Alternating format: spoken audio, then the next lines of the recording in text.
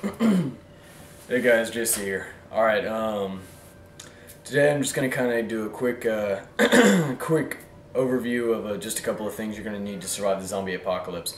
I know I've covered things like supplies and stuff like that, and I have actually had someone posted a comment asking for a specific request of just my, my backpack of supplies, and I'm absolutely gonna get that video up.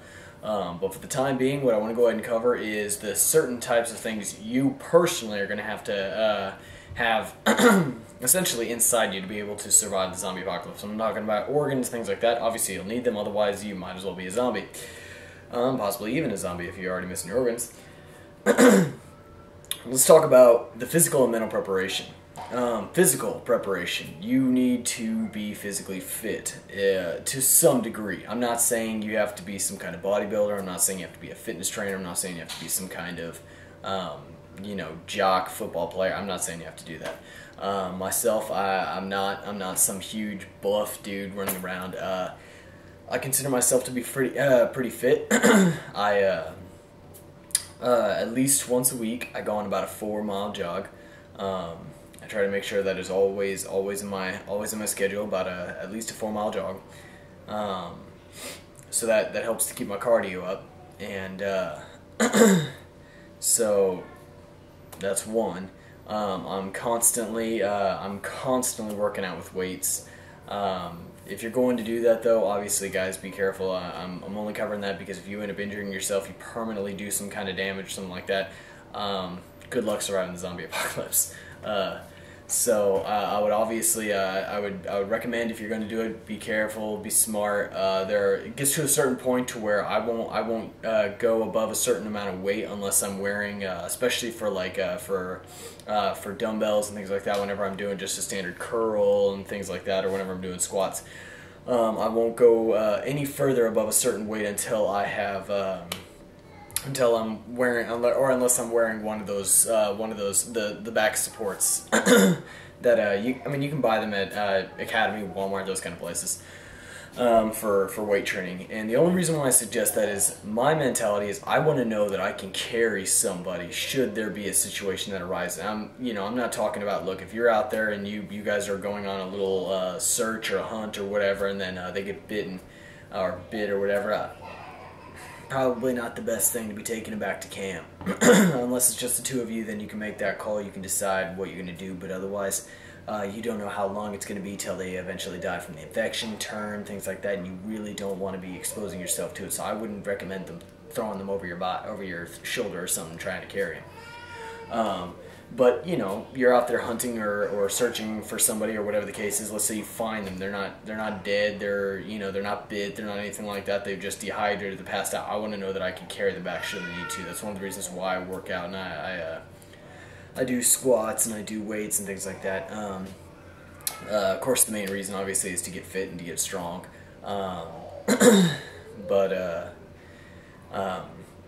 Anyway, basically, just rule number one. Be physically active, be physically in shape, whatever you can take that however you want.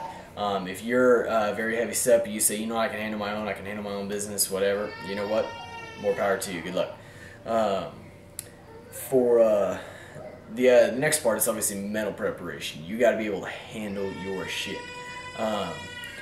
Imagine a scenario where you are with, let's say, a loved one or something, or just a friend, not even someone you really give that much of a crap about, but an acquaintance, I guess, would be better. If you friend, you probably care about him. And you're out there, and let's say that the standard time that you have seen yourself is that when someone gets bit, usually it takes 3 or 4 hours for the infection to spread, for them basically to become worthless. They can't move their muscles anymore. They can't move around. They're dying. And then another 2 or 3 hours before they're actually dead and come back.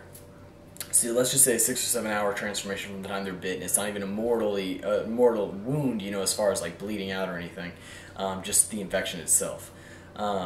Let's just say that, I still think that's a little bit fast for an infection to spread and kill somebody, but I guess if you were to think about it from the standard of poison, there are snakes and spiders and different things like that out there that can kill you a heck of a lot faster than that.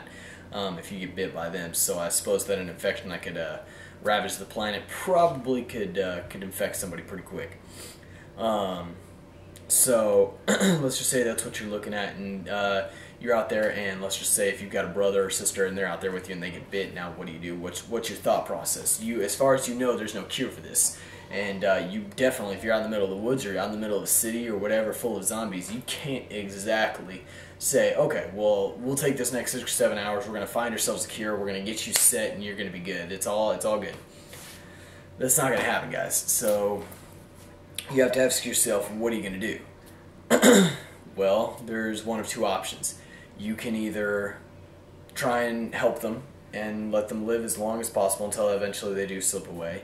And in that scenario, you can either shoot them when they slip away or wait till they come back and shoot them.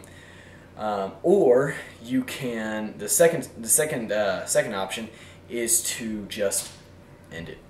End it for them, let them end it for themselves, however they want to do that. But deal with the scenario, deal with the situation at hand. So that's kind of a call. But let's say now we're talking about the same situation, but they're unconscious. They got knocked out or something. Something happened. They somehow got knocked out. They're on the ground. You're getting over to them to help them, but before you get to them, they get bit. They're still unconscious. Now you know they're infected. They got a couple hours. What are you gonna do? You got zombies around. You got walkers around. What are you gonna do? You just gonna leave them? Well, they're gonna come back as a zombie. Do you really want to let your loved one come back as a zombie? Not really.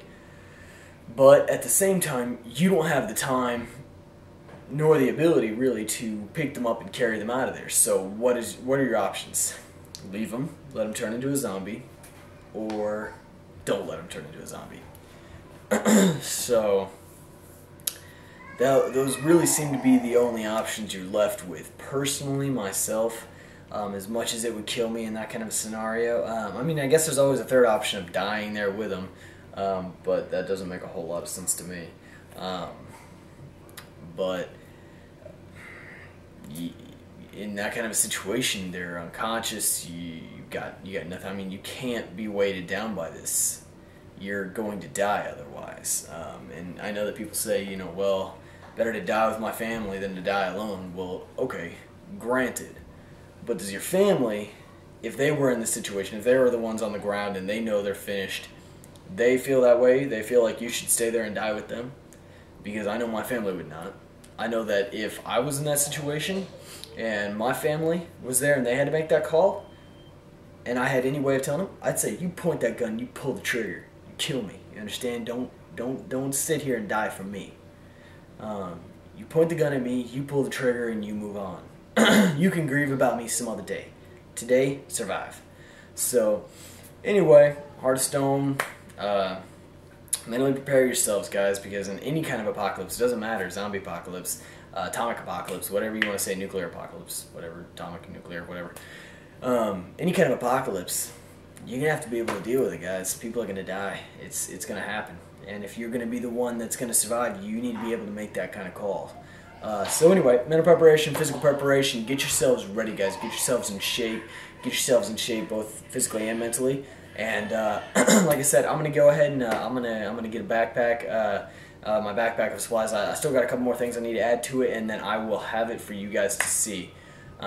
So, alright guys, well that's it for me. Y'all have a good one and good luck.